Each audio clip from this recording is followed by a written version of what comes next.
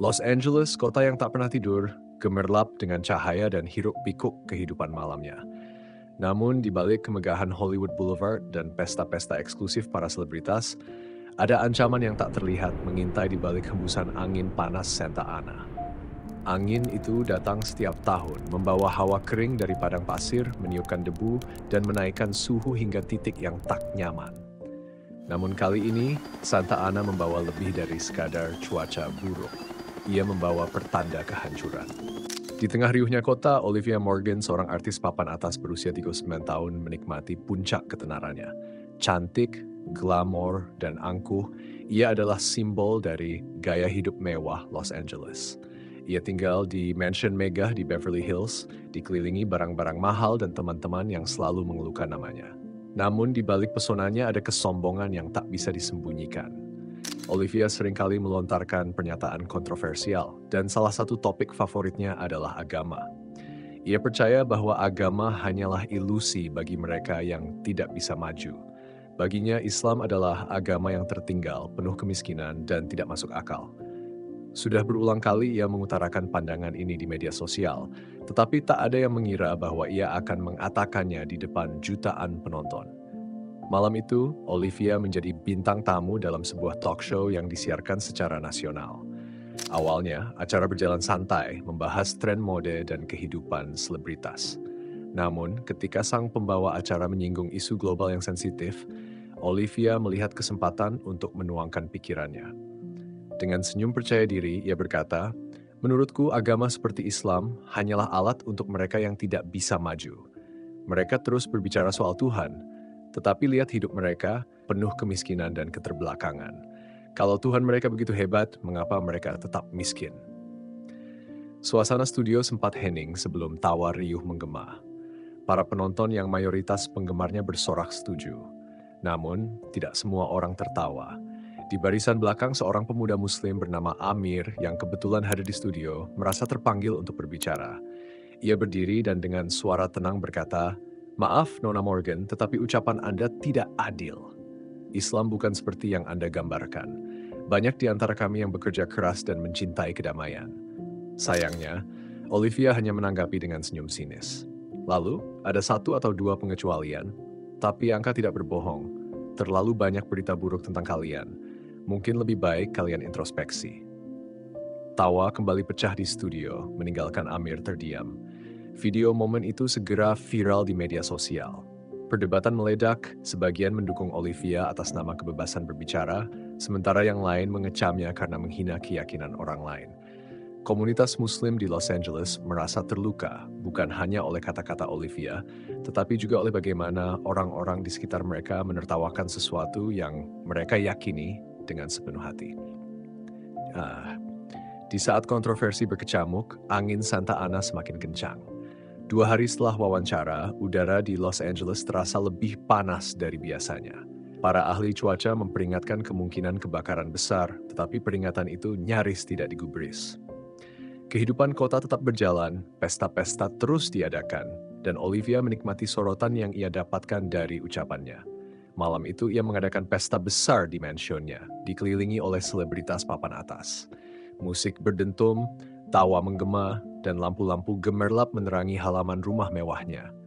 "Semua ini hanya drama media," katanya santai kepada teman-temannya. "Kebakaran itu hanya berita untuk menakut-nakuti kita." Namun di kejauhan, langit mulai memerah. Api yang awalnya hanya berupa kilatan kecil di cakrawala, kini telah menjalar luas.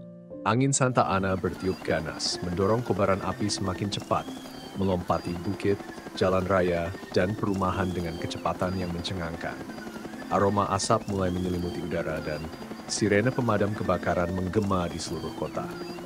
Ketika salah satu tamunya berteriak menunjuk keluar jendela, Olivia akhirnya melihatnya.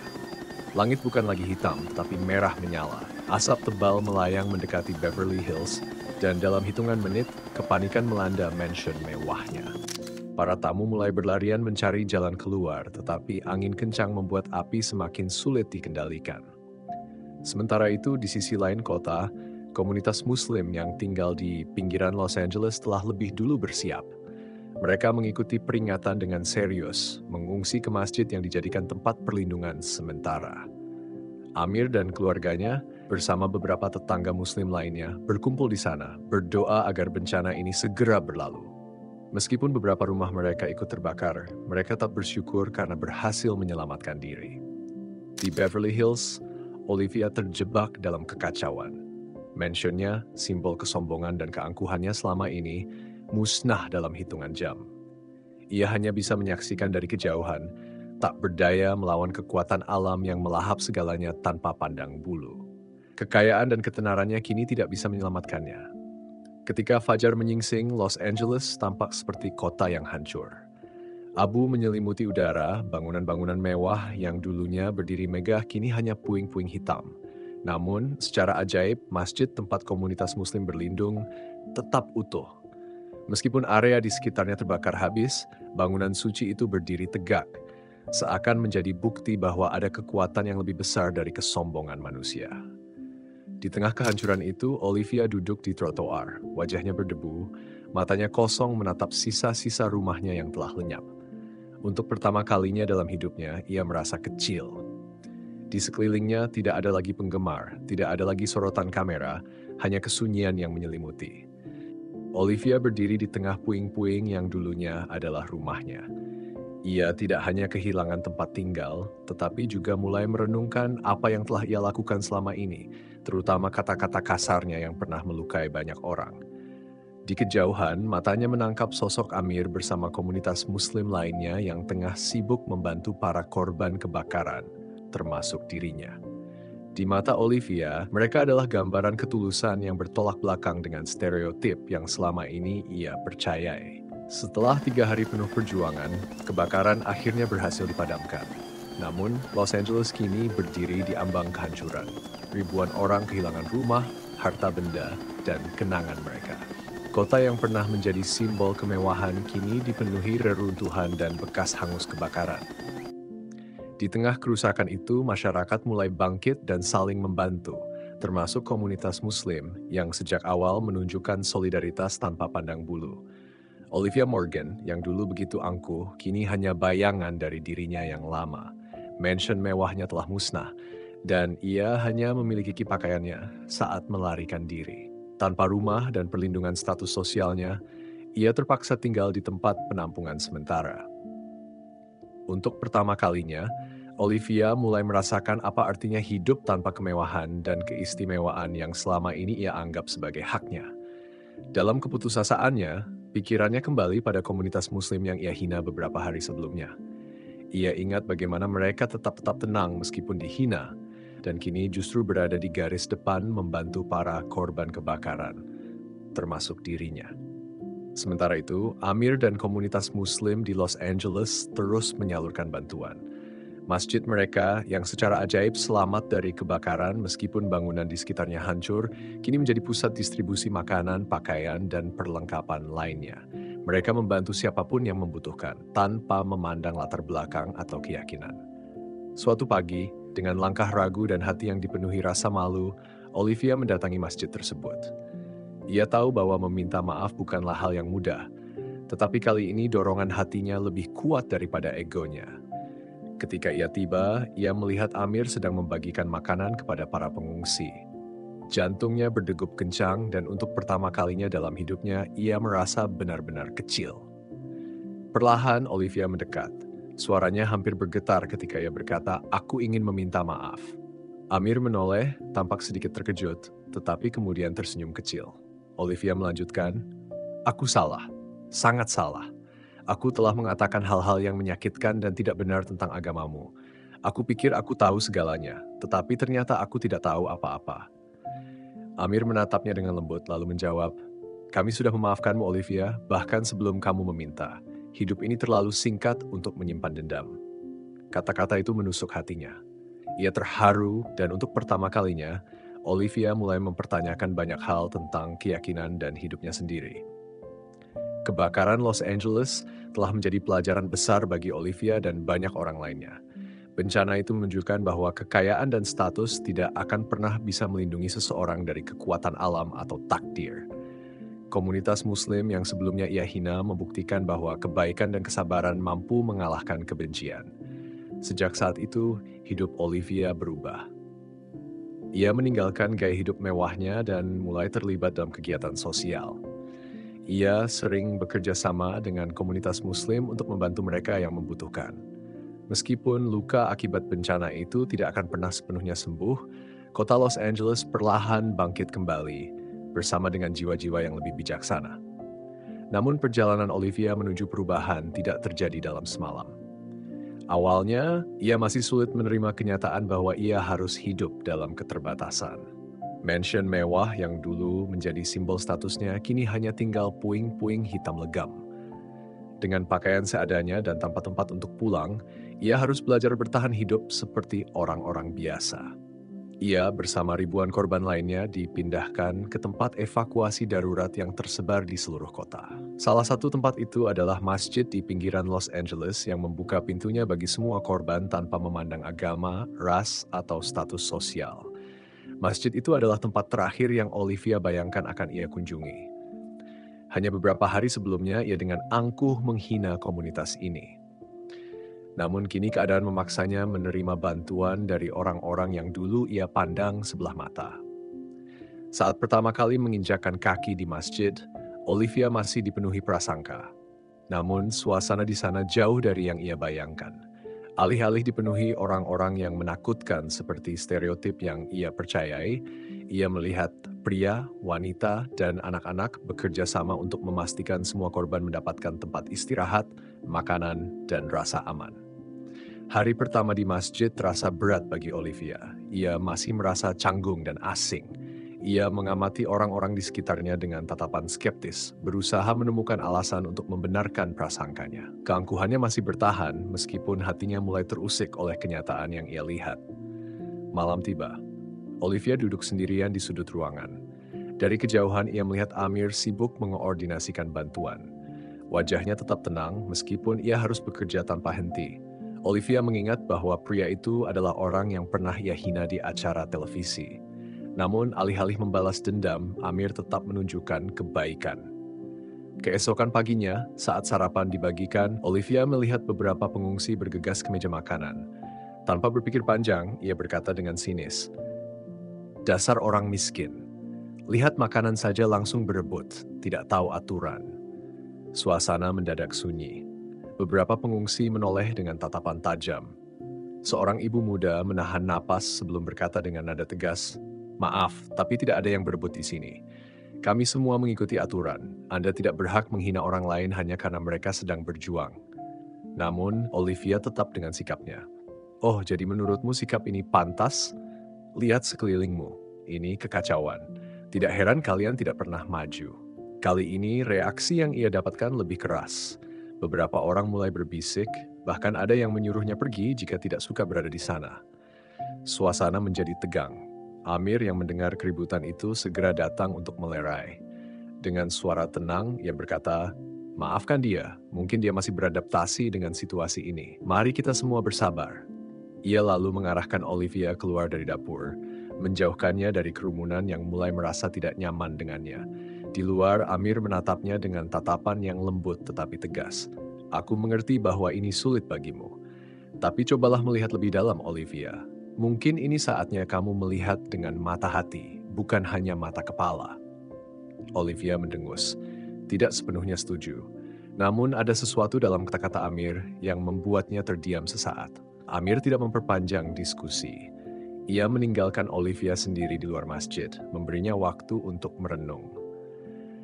Meski Olivia belum menyadarinya, konflik kecil ini adalah langkah awal dalam perjalanannya menuju perubahan. Untuk pertama kalinya dalam hidupnya, ia mulai mempertanyakan bukan hanya orang lain, tetapi juga dirinya sendiri. Di tengah hiruk-pikuk tempat evakuasi, Olivia duduk menyendiri, membiarkan pikirannya berputar seperti pusaran air yang tak berujung. Ia belum terbiasa dengan semua ini. Kehidupan tanpa kenyamanan, tanpa status, tanpa kemewahan yang biasa ia nikmati. Makanan yang dibagikan pun tak mampu menggugah seleranya. Bukan karena ia tidak lapar, tetapi karena ia merasa gengsinya terlalu tinggi untuk menyentuh makanan sederhana itu. Namun, waktu berlalu dan rasa lapar mulai menggigit. Pagi itu, Olivia berjalan pelan di sekitar area masjid, mencoba mencari sesuatu untuk mengalihkan pikirannya dari perutnya yang kosong. Di sekelilingnya, orang-orang bekerja sama, relawan sibuk membantu para pengungsi, dan anak-anak tertawa riang seolah-olah tragedi yang terjadi tak menyentuh mereka. Olivia mendengus pelan. Bagaimana mereka bisa tetap tersenyum di tengah kehancuran ini? Langkahnya terhenti saat ia melihat Amir berdiri di dekat pintu masjid, berbicara dengan seorang relawan. Tatapan mereka sesekali tertuju padanya. Olivia merasa diawasi, meskipun tidak ada penghukuman dalam tatapan mereka, hanya keprihatinan. Siang semakin mendekat dan perut Olivia semakin memprotes. Ia duduk di sudut luar masjid, memeluk lututnya sendiri, berusaha menahan rasa lapar yang semakin menyakitkan. Ia yakin seseorang akan menawarkan makanan yang layak bagi seseorang dengan statusnya. Tapi harapannya itu perlahan-lahan memudar. Tak ada yang datang dengan nampan berisi hidangan mewah, tak ada pelayan yang menyuguhkan sesuatu sesuai seleranya. Yang ada hanyalah realitas. Di sini ia hanyalah satu dari sekian banyak pengungsi. Amir yang sejak tadi memperhatikannya akhirnya mendekatinya. Ia membawa sebuah kotak nasi sederhana, nasi, ayam goreng, dan sayuran. Olivia menatap kotak itu dengan ragu, egonya masih terlalu besar untuk menerimanya begitu saja. "Aku tidak lapar," katanya dingin, mencoba mempertahankan harga dirinya. Amir hanya tersenyum tipis. "Tidak apa-apa, aku hanya ingin memberikannya padamu. Makan atau tidak, itu pilihanmu." Ia meletakkan kotak nasi itu di samping Olivia, lalu beranjak pergi tanpa berkata apa-apa lagi. Olivia menatap punggungnya yang menjauh, lalu kembali menatap kotak nasi itu. Ia mencoba melawan keinginannya, tetapi akhirnya rasa lapar mengalahkan gengsinya. Dengan hati-hati ia membuka tutupnya. Aroma makanan sederhana itu langsung menggoda perutnya yang kosong. Ia mulai makan perlahan, memastikan tidak ada yang melihatnya. Tapi ia tidak menyadari bahwa Amir dari kejauhan sedang mengamatinya dengan senyum kecil di wajahnya. Saat Olivia selesai makan, ada rasa puas bercampur malu yang menyelimuti dirinya. Ia tak bisa menyangkal bahwa makanan itu bukan hanya mengisi perutnya, tetapi juga memberinya rasa hangat yang aneh di hatinya, sesuatu yang selama ini ia anggap remeh. Ketika Amir kembali menemuinya sore itu, Olivia mencoba mempertahankan gengsinya. "Aku makan bukan karena aku menyukai makanan itu," katanya cepat. "Aku hanya lapar." Amir tertawa kecil. "Tidak apa-apa, yang penting kamu merasa lebih baik sekarang." Percakapan singkat itu menjadi momen pertama bagi Olivia untuk mengendurkan pertahanannya. Ia mulai memahami bahwa kebaikan sederhana seperti yang dilakukan Amir adalah sesuatu yang belum pernah ia alami sebelumnya, dan mungkin sesuatu yang selama ini ia butuhkan. Malam itu, udara dingin menyelimuti area masjid. Sebagian besar pengungsi telah tidur di atas alas sederhana, sementara beberapa relawan tetap terjaga. Olivia duduk sendirian di dekat pintu masjid, memikirkan semua yang baru saja ia alami. Perutnya sudah kenyang, tetapi pikirannya dipenuhi pertanyaan. Langkah kaki yang familiar mendekat. Olivia menoleh dan mendapati Amir berdiri di sana, membawa 2 gelas teh hangat. Ia menyerahkan salah satunya kepada Olivia. "Sudah makan?" tanyanya ringan. Olivia mengambil gelas itu tanpa banyak bicara. "Kalau kamu ingin diam, aku juga bisa diam," tambah Amir. Mereka duduk dalam keheningan selama beberapa saat, ditemani suara angin malam dan obrolan pelan para penjaga masjid. Olivia, meskipun enggan mengakuinya, mulai merasa tenang dengan kehadiran Amir. "Aku tidak mengerti," gumamnya akhirnya. Amir menoleh. "Tentang apa?" "Tentang kamu." Olivia menatap teh di tangannya. "Kenapa kamu seperti ini? Kenapa kamu masih baik padaku, padahal aku jelas-jelas bukan orang baik?" Amir tersenyum samar. "Dunia ini memang kejam, tapi bukan berarti kita harus menambah kekejaman itu. Justru kita harus mencoba membuat dunia ini sedikit lebih baik, meskipun hanya dengan langkah kecil." Olivia terdiam. Kata-kata itu menyentuh sesuatu dalam dirinya, sesuatu yang selama ini ia abaikan. Beberapa hari berlalu, tetapi kebakaran di Los Angeles masih mengamuk. Angin Santa Ana terus bertiup, memperburuk situasi. Di tempat evakuasi, makanan dan air mulai menipis. Keadaan semakin sulit. Suatu sore kepanikan melanda. Kebakaran yang semula jauh kini semakin mendekat, memaksa semua orang untuk bersiap mengungsi ke tempat yang lebih aman. Dalam kekacauan itu, Olivia melihat sesuatu yang belum pernah ia perhatikan sebelumnya. Orang-orang saling membantu tanpa pamrih. Tak ada yang berebut, tak ada yang mengutamakan diri sendiri. Beberapa bahkan rela memberikan tempat duduk mereka di kendaraan evakuasi kepada orang yang lebih membutuhkan. Meskipun itu berarti mereka harus berjalan kaki lebih jauh. Amir mendekatinya di tengah kepanikan. "Olivia, kita harus bergerak sekarang," katanya tegas. Olivia hanya bisa mengangguk dan mengikuti langkah Amir. Dalam perjalanan menuju lokasi evakuasi baru, ia menyaksikan kehancuran yang ditinggalkan oleh kebakaran. Bangunan-bangunan megah yang dulu menjadi simbol kemewahan Los Angeles kini hanya tersisa puing-puing hitam. Jalanan dipenuhi debu dan abu, menciptakan pemandangan seperti kota mati. Semua ini terjadi begitu cepat, gumam Olivia lebih kepada dirinya sendiri. Amir menatapnya dengan tenang. Kehidupan memang seperti itu. Kadang kita lupa betapa rapuhnya segala sesuatu, sampai semuanya diambil dari kita. Olivia terdiam. Kata-kata itu kembali mengusik pikirannya. Untuk pertama kalinya, ia mulai menyadari betapa singkatnya hidup, betapa mudahnya semua yang dianggap penting bisa lenyap dalam sekejap.